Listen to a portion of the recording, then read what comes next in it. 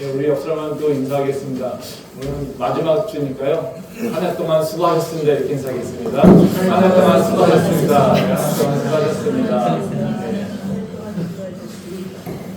오늘 2023년 마지막 날인데요. 지난 한 해를 인도해 주신 하나님께 감사드릴 뿐만 아니라 새해에도 하나님의 은혜와 축복이 우리 캠퍼스 내 모든 성도님들에게 가득하기를 소망합니다. 매년 연말이면 이렇게 우리도 모르게 입에서 나오는 말이 있죠. 뭡니까? 야, 엊그제가 새해 같은데 벌써 한 해가 지나갔네. 뭐 이런 얘기를 많이 하죠. 예. 이런 얘기를 왜 할까라고 하는 생각을 좀 곰곰이 생각해 봤습니다. 아마 이 말이 뭐 그냥 우리는 습관적으로 하는 거일 수도 있겠지만 이 말을 표현하는 거에는 아마 우리의 감정이 여러 가지가 내포되어 있지 않았을까 이런 생각이 됩니다. 저를 이렇게 제 모습을 이렇게 잘 관찰해 보니까요. 내가 왜 벌써 새해, 벌써 한 해가 다 갔네 이런 얘기를 할까.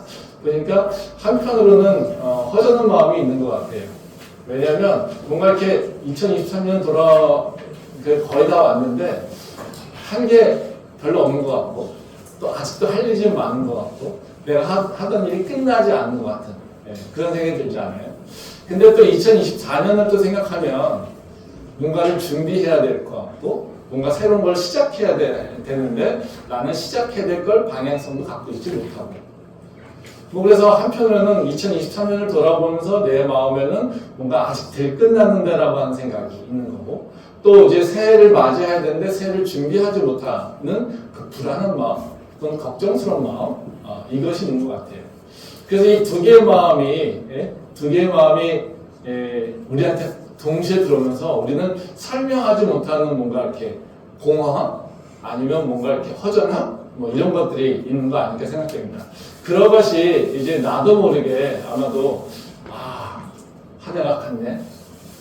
근데 또 새해네. 뭐 이런 식의 그 얘기를 하는 거 아닐까 생각을 합니다. 그러면 우리가 이런 마음 속에서 사실 이 한 해를 마무리하고 새해를 보내는데 이건 그렇게 우리한테 좋지는 않죠.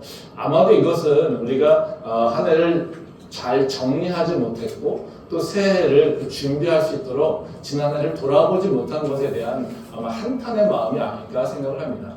그래서 사람들은 이 새해가 이 한 해를 마무리할 때 되면 잘 정리하자. 2023년을 잘 정리하자라고 하는 얘기를 참 많이 합니다. 그래서 그 정리하기 위해서 사람들이 여러 가지 방법들을 생각을 한다는 거죠. 뭐 사람들이 주로 이 한 해를 정리하는 방법은 크게 두 가지인 것 같아요. 하나는 다시 돌아보는 거죠. 내가 지난 해 동안 뭘 했지? 어떤 일을 했고 또 무슨 일을 이루었고 또 어떤 걸 도전했고 뭐 이런 것들 내 행동들 그래서 주로 이제 다이어리를 쭉 보잖아요. 다이어리를 쭉 보면서 나는 어떤 일을 했는가 이런 것들을 살펴본다는 거죠. 또 다른 하나의 방식은 뭐냐면요 질문하는 거죠. 평가하는 겁니다. 내가 어떤 질문을 가지고 내가 잘 살아왔는가 내가 해왔던 것들 잘 되는가 뭐 이렇게 되는 거죠. 그래서 사람들이 이제 그 질문하는 것에 어려움이 있습니다. 그래서 주로 많이 하는 질문이 지난 한 해를 돌아보면서 나한테 좋았던 건 뭐지? 나한테 나빴던 건 뭐지? 뭐 대부분 많이 쓰는 굿앤배드 질문이죠. 한 해를 돌아보니까 이런 건 참 좋았어. 이런 건 참 아쉬웠는데 뭐 이렇게 평가하는 것도 있을 수 있고요. 또 다른 경우는 목표 대비 내 성과가 어땠는가를 보는 그런 질문도 많이 합니다. 내가 지난해 첫 시작할 때 이런 것들을 이렇게 계획하고 목표 세웠었는데 나는 뭘 했지? 그 목표에 대비해서 나는 뭘 이뤘지라고 하는 걸 통해서 내 한 해를 평가하는 경우도 있습니다. 뭐 또 다른 하나는 뭐 내가 한 일만 보는 것이 아니라 내 안의 성장성을 보는 질문도 하게 됩니다. 지난 한 해에 비해서 나는 이 한 해를 마무리할 때 내 모습은 어떤 변화가 있었을까? 내 내적인 변화는 어떤 게 있었을까? 내가 뭘 할 수 있는 능력이라든가 내 모습은 어떻게 변해왔을까? 뭐 이런 것들을 평가하게 되죠. 뭐 이것들이 아마도 세상에서 우리한테 가르쳐주는 평가법이라고 생각할 수 있습니다. 뭐 이런 것들은 이제 핵심적으로 보게 되면요. 다 성과 중심입니다. 결과 중심이죠. 내가 계획했던 것들과 결과, 내 성장성, 내가 뭐 준비했던 건가 이뤘던 것들 뭐 이런 성과가 무엇인가를 평가하는 겁니다. 이거는 되게 중요하다고 생각이 됩니다. 그래서 우리도 한번 하늘을 돌아보면서 오늘 마지막 날이지만 내가 과거에 2023년도에 해왔던 나의 모습들을 나는 어떤 열매를 맺었는가 이런 것을 평가해 볼 필요가 있다는 거죠. 근데 크리스찬들은 이 성과로 평가하는 것만으로는 충분하지 않을 수가 있습니다. 왜냐하면요, 하나님께서 우리한테 가르쳐주는 중요한 가치는 너가 어떤 열매를 맺었느냐 이전에 뭐냐면 관계성이라는 거죠.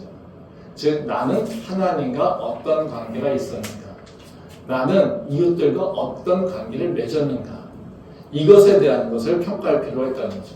그러니까 예수님께서 이 율법학자가 와서 가장 큰 계명 중에 무엇이 가장 중요한 거니까 얘기하니까 뭐라고 얘기하십니까? 너는 먼저 하나님을 사랑하고 그 다음에 이웃을 사랑하자 이렇게 얘기하지 않습니까? 그러니까 하나님 사랑하고 이웃 사랑에서는 바로 우리한테 중요한 얘기는 너가 하나님과 어떤 관계를 맺고 있는지, 너가 이웃과 어떤 관계를 맺고 있는지, 그것이 너가 지켜야 될 가장 중요한 어쨌든 그 삶의 영역이라고 얘기하고 있다는 거죠. 그러니까 그것을 본다면 우리는 그냥 내가 무슨 일을 했지, 무슨 성과를 했지, 어떤 성장을 했지 이런 것도 중요할 수 있겠지만 그 전에 우리가 반드시 물어봐야 될 것은 뭐냐면요, 나는 하나님과 어떤 관계였지, 내 이웃과는 어떤 관계였지, 이런 것을 다시 한번 살펴볼 필요가 있다는 거죠. 이번에 우리가 성구영신 예배를 준비하면서 예전에는 기도의 제목을 이렇게 작성하는 걸 했었는데 이번에는 좀 다르게 성편지를 쓰는 것을 진행을 하고 있습니다. 여러분들 쓰고 계셨나요? 다 쓰셨나요? 네. 시간은 아직도 남았습니다. 네, 한번 써보십시오. 근데 저도 이걸 쓰려고 저는 아직 마무리 다 못했습니다. 쓰려고 이렇게 딱 자리에 앉았었는데요. 이게 쉽지 않더라고요, 생각보다. 그러니까 이 기도 제목 쓰라고 하니까 하고 싶은 것들만 쫙 생각하면 되잖아요. 내 계획들만 쫙 생각하면 돼요. 근데 이게 편지를 쓰려고 하니까요, 하나님하고 나하고의 어떤 교제? 이것을 생각할 수밖에 없더라고요. 그러니까 이 생각이 좀 깊어지더라고요. 그러니까 하나님이 나한테 어떤 존재였지? 지난 한 해 하나님이 나한테 무엇을 행하셨지? 나는 하나님한테 무엇을 어떻게 대했지? 뭐 이런 것들 생각해보니까 이게 생각보다 쉽지 않더라고요. 그러니까 우리가 기도 제목 내려갈 때는 하나님 난 이런 거 원해요 라는 거는 생각했었는데 이 편지라고 하는 걸 쓰려고 하니까 하나님과 나하고의 관계성을 다시 한번 돌아보는 것이 필요하다는 거죠. 그러다 보니까 이게 쉽지 않은 느낌이 들었는데 아마 하나님의 관계성을 내가 돌아보는 것 자체가 쉬운 일은 아닌 것 같습니다. 우리가 매일같이 그걸 중요하다고 얘기하고 있지만 사실은 그렇지 않다는 거죠. 사실 오늘 이 읽은 말씀은 다윗의 시입니다. 이것은 하나님과의 관계성에서 잘 보여주고 있는 말씀 중에 하나입니다.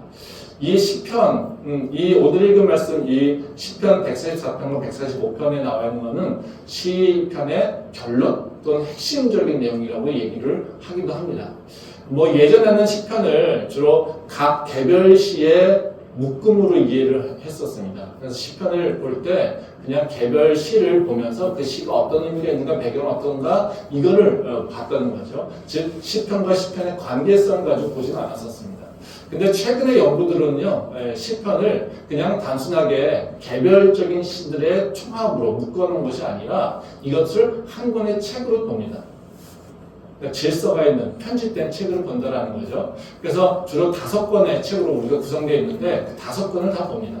그래서 1편과 2편을 서론으로 보고요. 그리고 146편부터 150편까지를 결론으로 봅니다. 그리고 그 사이에 것을 바로 우리가 신앙의 여정 속에서 들어가는 바로 우리의 삶의 문제들을 얘기를 하고 있다는 거죠.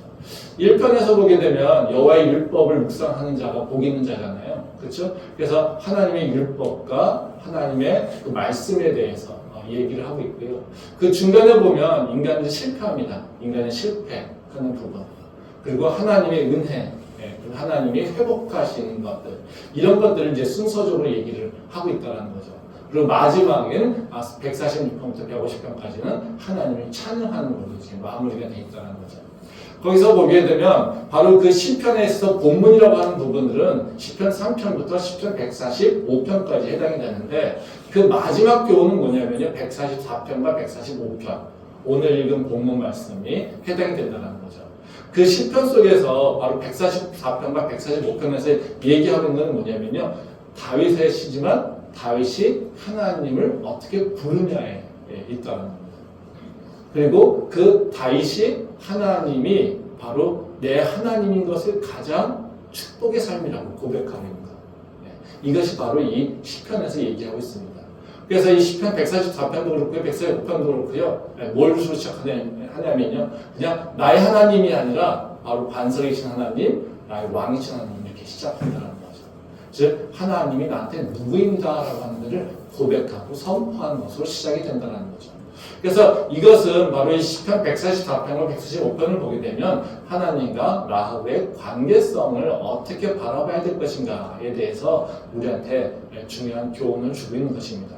그래서 오늘은 제가 144편을 주로 볼 텐데요. 그걸 통해서 바로 우리가 한 해를 마무리하면서 하나님의 관계성을 어떤 질문을 통해서 바라봐야 될 것인가.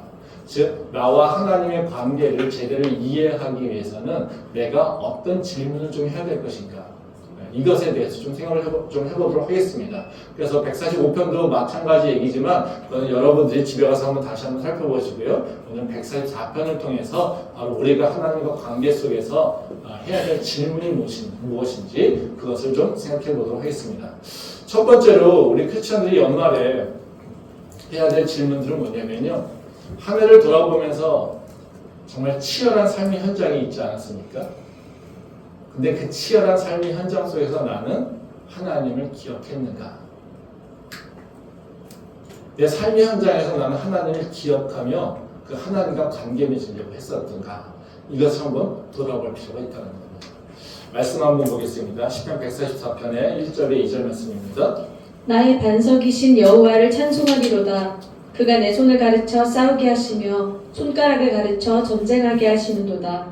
여호와는 나의 사랑이시요 나의 요새이시요 나의 산성이시요 나를 건지시는 이시요 나의 방패이시니 내가 그에게 피하였고 그가 내 백성을 내게 복종하게 하셨나이다. 이 시편 내용은 보면 크게 두 가지로 구성이 되어 있어요. 지금 읽은 말씀은 이제 시작하는 것을 보면 나의 반석 여호와로 표현하고 있잖아요. 즉 하나님과 자신의 관계를 완전 고백하면서 이제 시를 시작하고 있다는 것입니다. 그리고 그 다음에 하는 것이 뭐냐면 자신의 상황을 표현하고 있습니다. 거기 보면 내 손을 가르쳐 싸우게 하시며 손가락을 가르쳐 전쟁하게 하신다 이렇게 얘기하고 있어요. 이것은 다시 말하면 뭐냐면요, 이 시편 기자가 지금 어떤 상황이 있는지를 보여주고 있어요. 즉 자기는 전쟁과 같은 삶을 살고 있다는 겁니다. 그러니까 하나님께서 나에게 전쟁하게 하셨고 전투하게 하셨고 싸우게 하셨다라고 하는 것, 그런 삶이 있다는 것입니다. 근데 그 삶의 환경 속에서 뭐냐면요, 하나님은 나의 반석이시고 나의 피난처시고 나의 요새시고 나에게 내가 안전하게 거할 수 있는 곳이라고 하는 것을 얘기하고 있습니다. 다시 말하면 무슨 얘기냐면요, 다윗이 고백하는 것을 보게 되면요, 내 삶에서 지금 하나님이 어떤 역할을 하고 있는지를 기억하고 있다는 거예요. 그 기억 때문에 다윗은 지금 뭐라고 얘기합니까? 하나님을 그냥 하나님 이렇게 얘기하는 것이 아니라 나의 반석이시며 나의 요새시며 그런 하나님이라고 하는 것을 고백하고 있다는 것이죠. 우리도 지난 한 해를 돌아보면서 돌아보면 우리 삶이 어떻습니까? 치열하지 않습니까? 되게 분주했고요, 바빴고요, 힘든 일도 많았고요, 어려운 일도 많았고요. 그렇지 않습니까?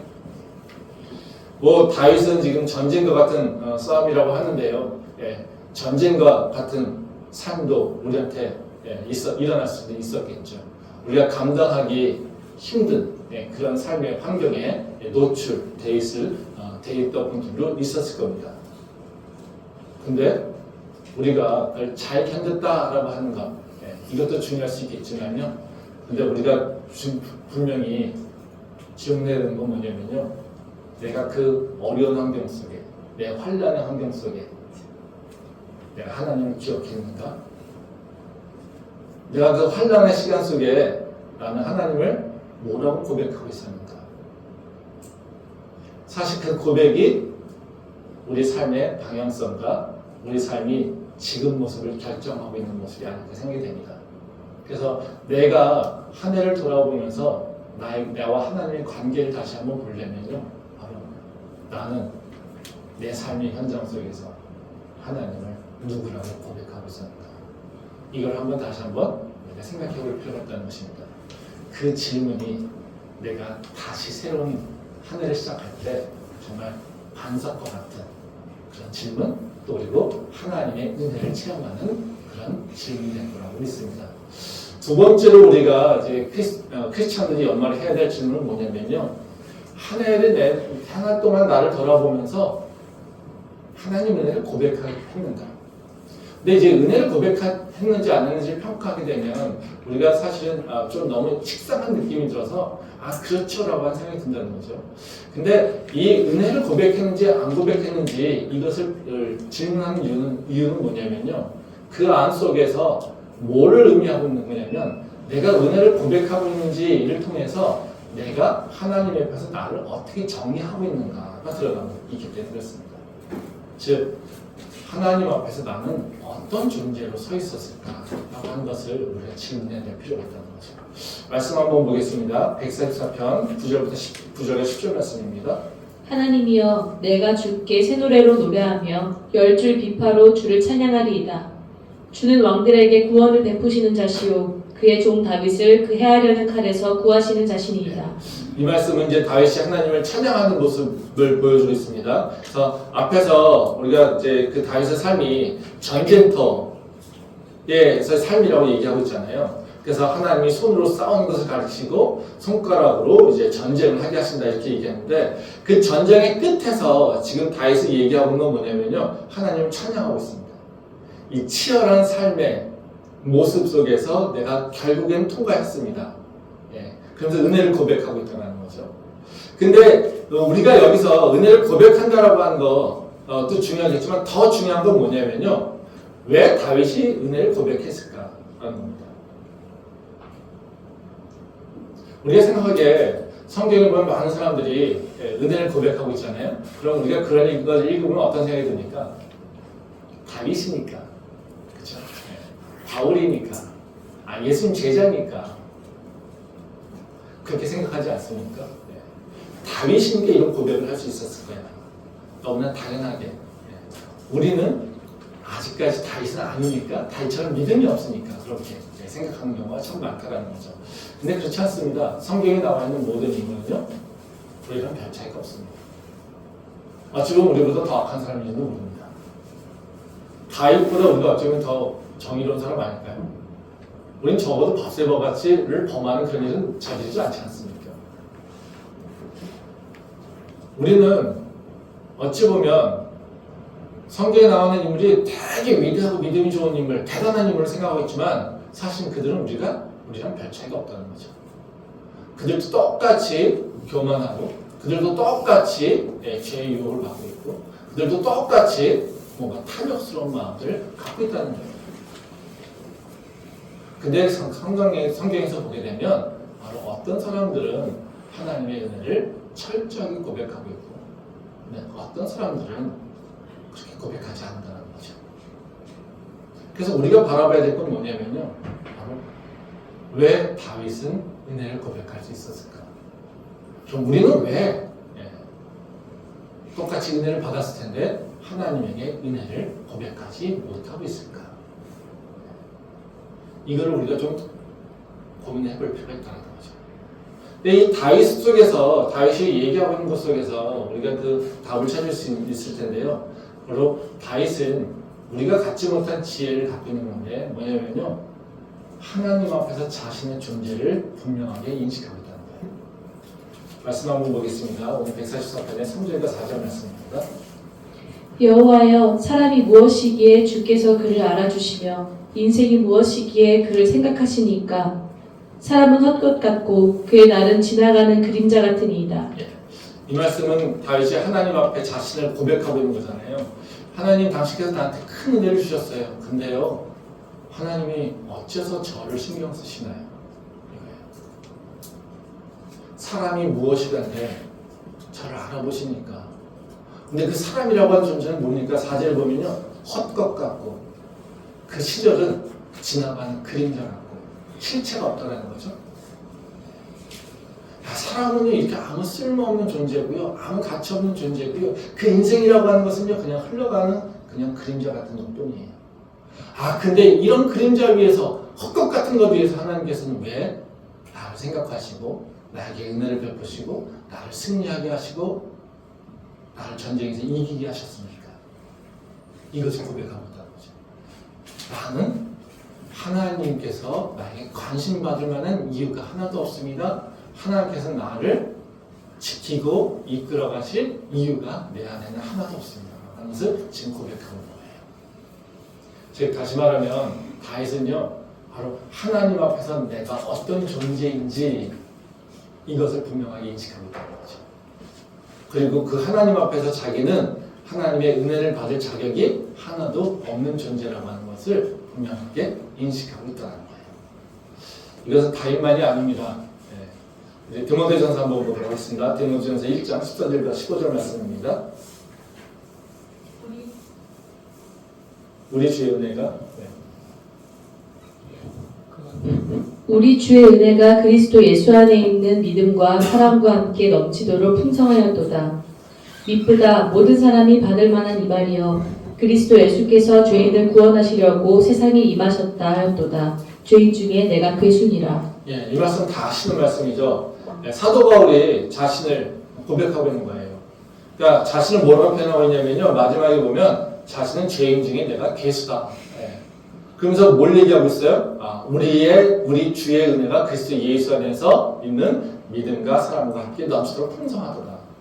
그러니까 이 보면 14절 말씀에 보면 뭐라고 얘기하고 있습니까? 하나님의 은혜가 예수님의 그 은혜가 풍성하다 이렇게 얘기하고 있어요. 근데 그 다음에 동시에 얘기하고 있는 게 뭡니까? 15절 말씀에 보면 내가 죄인 중에 괴수야 이렇게 얘기하고 있다는 거죠. 뭘 얘기하고 있습니까? 나의 모습을 고백할 뿐만 아니라 하나님의 행하심에 대한 얘기를 고백하고 있다는 것을 얘기하고 있어요. 그러니까 은혜의 고백이라고 하는 것은 어떤 거냐면요. 나 자신을 넘어서 행하시는 하나님을 고백하는 거예요. 그냥 우리는 무조건 은혜라고 하는 게 아니죠. 은혜를 이렇게 뭐라고 얘기합니까? 자격 없는 자가 받은 선물이라고 얘기하잖아요. 그렇게 설명하잖아요. 근데 이 정의 속에서 얘기하는 건 뭐냐면요. 바로 은혜라고 하는 건 먼저 뭐가 정의돼야 되냐면 그것을 받을 만한 자격이 있는가 없는가예요.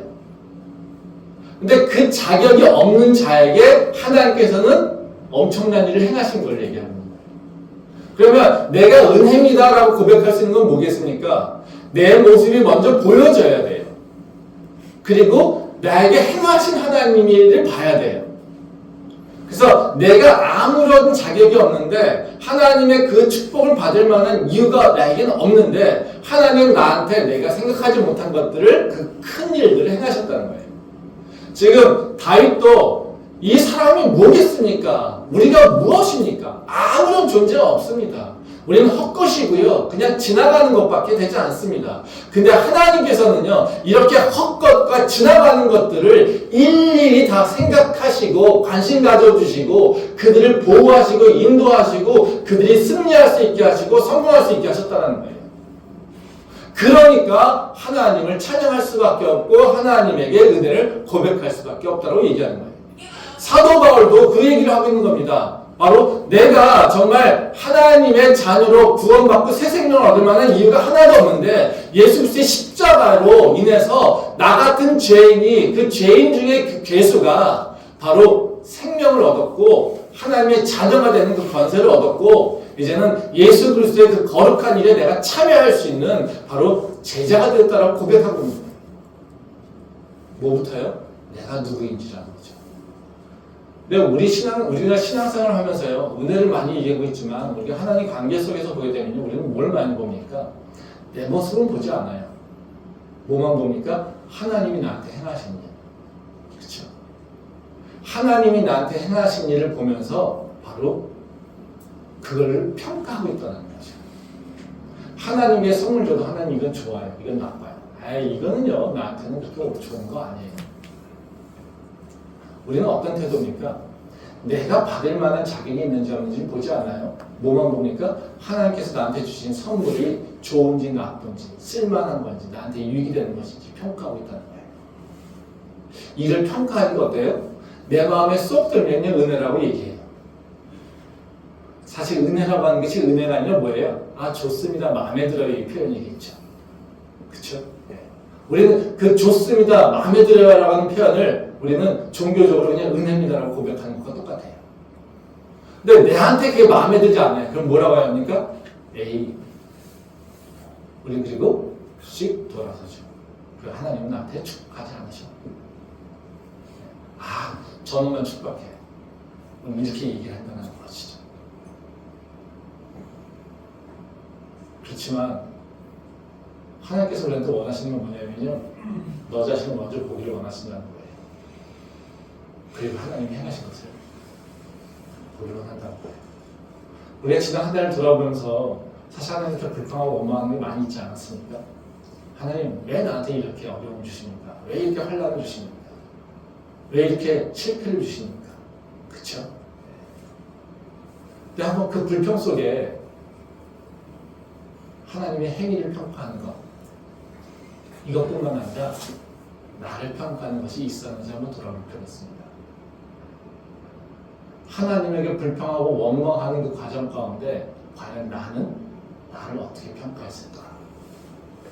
이것을 한번 돌아볼 필요가 있다는 거죠. 이건 정말 냉정하게 봐야 되는 거예요. 이 냉정하게 나를 바라볼 때 우리는 새로운 믿음을 나갈 수 있다고 믿어요. 그리고 우리에게 은혜를 주시는 회개의 길로 나갈 수 있다고 믿어요. 바로 우리가 마음이 아프고 쓰일 수 있겠지만요, 우리 스스로를 냉정하게 하나님 앞에서 나는 어떤 존재인가, 이것을 다시 한번 정리하고 갈 필요가 있습니다. 그 은혜가, 그 겸손함이 우리 안에 있기를 소망합니다. 마지막으로 세 번째 우리가 해야 될 질문은 뭐냐면요, 은혜를 고백했어요. 고백한 걸로 끝나는 것이 아니라 내 은혜의 고백이 바로 하나님을 향한 찬양과 믿음의 도전으로 연결되는 거예요. 즉 내가 하나님 감사합니다 라고 하는 감사가 한 걸로 끝나는 것이 아니라 그 감사하고 하나님을 그 하나님께 은혜라고 고백한 것이 바로 그 다음에 무슨 일이 일어나는지를 봐야 된다는 거죠. 즉 그것이 하나님을 찬양하는 것, 그리고 하나님을 향한 믿음의 새로운 도전으로 이어졌는지를 우리가 살펴봐야 된다는 겁니다. 말씀 보도록 하겠습니다. 시편 144편 15절 말씀입니다. 이러한 백성은 복이 있나니 여호와를 자기 하나님으로 삼는 백성은 복이 있도다. 이제 이것은 시편 144편의 그 결론이며 핵심적인 교훈입니다. 이제 다윗이 뭐라고 얘기하냐면요, 여호와를 하나님으로 인정하는 자가 진짜 복 있는 사람이다, 이렇게 얘기해요. 즉 다른 거 아니에요. 하나님을 믿고 하나님의 장도로 산다는 것이 가장 큰 복이야, 이렇게 얘기하고 있습니다. 우리가 생각하기에 누가 축복받았어, 이런 거를 이제 얘기할 때 어떨 때 그런 얘기를 하니까 세상에서 뭔가 성공할 때, 부자가 됐어, 좋은 데 직장했어, 진짜 좋은 직장에 취업했어, 또 뭐 이렇게 세상에서 인정받는 뭔가 높은 자리에 올라갔어. 그렇죠? 우리는 이런 얘기를 들으면 어떻게 해요? 하나님 축복받았네, 이렇게 얘기하죠. 이게 틀린 얘기 아니고 맞는 얘기입니다. 하나님께서 세상적으로 성공하는 것도 축복이에요. 뭐 하나님께서 축복하지 않으면 그런 일이 일어날 수 없어요. 근데 그것만이 축복은 아닙니다. 그러니까 이 다윗이 얘기한 건 뭐냐면요, 바로 그 하나님이 우리에게 어떤 세상의 성공이라든가 세상적 가치에서 좋은 것들 받은 것, 주신 것, 이것만이 축복이 아니라 그 전에 더 중요한 축복은 뭐냐면 내가 하나님을 나의 하나님이라고 고백한 것. 사실 내가 믿고 있다는 거예요. 내가 하나님의 자녀가 됐다는 거예요. 이것이 진짜 하나님의 축복이라고 얘기하는 거예요. 근데 이 다윗의 그 고백은 여기서 끝나지 않습니다. 바로 하나님을 찬양하고 통치하는 걸로 이어진다는 거예요. 우리 145편 1절에 2절 말씀 한번 보도록 하겠습니다. 왕이신 나의 하나님이여, 내가 주를 높이고 영원히 주의 이름을 송축하리이다. 내가 날마다 주를 송축하며 영원히 주의 이름을 송축하리이다. 이제 시편 144편과 145편은 따로따로 보는 것도 볼 수 있겠지만요, 사실 한 시로 묶어봐도 사실 무방합니다. 그래서 이 패턴이 똑같기 때문에 그렇습니다. 근데 이 5편에서 하는 얘기가 뭐냐면요. 예, 왕이신 나의 하나님이시여 내가 주를 높이고 영원히 주의 이름 송축하리이다. 이렇게 얘기했어요. 앞에서 뭐라고 합니까? 내가 되게 전쟁과 같은 삶을 살았어요. 바로 그 싸움에 나가고요. 바로 그 목숨이 위협하는 그 상황에서 내 삶이 이루어졌었습니다. 근데 그때 하나님께서 나를 지켜주셨어요. 근데 그 환경 속에서 나는요, 알았어요. 하나님이 나같이 아무 쓸모없는 존재를 하나님은 나를 바라보고 있고 나같이 아무런 헛것과 같은 것들을 바로 귀히 여겨서 하나님의 자녀를 삼았다라고 하는 거. 그래서 내가 얻을 수 없는 것, 내가 누릴 수 없는 바로 그 은혜를 내가 누렸습니다. 이렇게 얘기하고 있어요. 그래서 하나님, 나는 그 하나님의 은혜를 경험하면서요, 하나님이 나를 이끄신 것을 경험하면서요, 나는 하나님한테 고백할 수밖에 없어요. 바로 내가 하나님을, 여호와를 나의 하나님이라고 고백할 수 있는 것, 이것이 진짜 축복입니다. 전쟁에서 이긴 것도 축복일 수 있지만요, 그 전에 바로 하나님은 내가 얻을 수 없는 것을 주셨어요. 하나님은 나에게 은혜를 주셔서 바로 내가 여호와를 나의 아버지라고 나의 하나님이라고 고백할 수 있게 하셨습니다. 이것이 진짜 내가 누리는 축복입니다. 이렇게 얘기하고 있어요. 그러고 나서 뭘 얘기합니까? 왕이신 나의 하나님이시여 내가 주를 찬양합니다. 이렇게 얘기합니다. 너무 재밌지 않아요? 누가 왕입니까? 다윗이 왕 아닙니까? 왕인 다윗이 누굴 왕이라고 얘기합니까? 하나님을 왕이라고 했어요. 이것은 무슨 얘기냐면요. 바로 다윗이 자신의 모습은 중요한 것이 아니라 자신의 모든 가진 것들, 이것들은 하나님 앞에 아무것도 아니라는 거예요. 그리고 이제는 뭘 합니까? 내가 왕으로서가 아니라 나는 하나님의 자녀로서, 하나님의 축복받은 자로서 하나님을 찬양합니다. 그 찬양으로 나가는 거예요. 그리고 뭘 기대합니까? 이제 하나님이 나를 통치하기 원합니다. 이걸 얘기하는 거예요. 우리는요, 많은 경우에 하나님 감사합니다. 이걸 끝나죠. 우리는 뭐 은혜 받고 하나님께 축복받으면요, 감사하는 걸로 끝나요. 우리는 감사했다고 감사하고 내고, 뭐 감사했다고 뭔가 표현하게 되면요, 우리는 내 할 일이 다 했다고 생각해요. 그런 경우는 참 많아요. 네, 신앙생활 하는 데 있어서. 다윗은요, 그렇지 않습니다. 은혜를 고백하고 있잖아요. 뭘 하고 있습니까? 찬양으로 이어지고 있어요. 내가 하나님, 당신의 은혜를 누렸어요? 그러니까 나는요, 하나님의 통치하심이 내 안에 더욱더 있기는 해요. 그러면서 뭘 얘기하고 있어요? 영원한 하나님 나라를 바라보면서 지금 살아가고 있는 거예요. 그래서 이 145편 마지막에는 바로 영원하신 하나님의 통치, 영원한 하나님의 나라에 대해서 선포하면서 마무리하게 됩니다. 그건 뭐예요? 바로 그 지금 치열하게 전쟁과 같은 삶에 있으면서, 그래서 세상에 완전히 묶여있는 자의 모습에서 뭘 기대하고 있습니까? 이제는 영원한 하나님 나라를 바라보면서 살아가는 바로 그 다윗의 믿음의 고백이 바로 시편 144편과 145편으로 마무리된다는 거예요. 이게 우리가 해야 될 믿음의 고백이고 믿음의 선포예요. 우리는요, 전쟁과 같은 삶을 살고 있어요. 그렇지만요, 우리가 하나님을 경험하게 되면서 우리는 뭘 바라보고 삽니까? 이 땅의 삶의 환경의 모습만 바라보는 것이 아니라 영원한 하나님 나라를 바라보며 살아가는 거예요. 그게 믿는 자가 사는 삶의 모습이라는 거죠. 한 해를 마무리하면서 우리는 어떻게 해요? 똑같습니다. 전쟁과 같이 고통과 환란이 있는 나의 삶을 돌아보면서 그 안에 은혜를 다시 한번 고백하면서 이제 2024년 새해를 맞이하면서 주님, 영원한 하나님의 나라가, 하나님의 그 통치가 2024년도에는 내 안에 유성합니다. 그러게 나는 하나님 이 땅을 바라보고 사는 것이 아니라 영원한 하나님 나라를 바라보면서 새로운 삶으로 나가겠습니다 라고 하는 그 고백과 믿음의 결단이 우리가 이 연말에 새해를 시작하면서 해야 될 일이라는 거죠. 지혜가 그런 믿음의 고백이 우리 안에 있기를 소망합니다. 기도하겠습니다.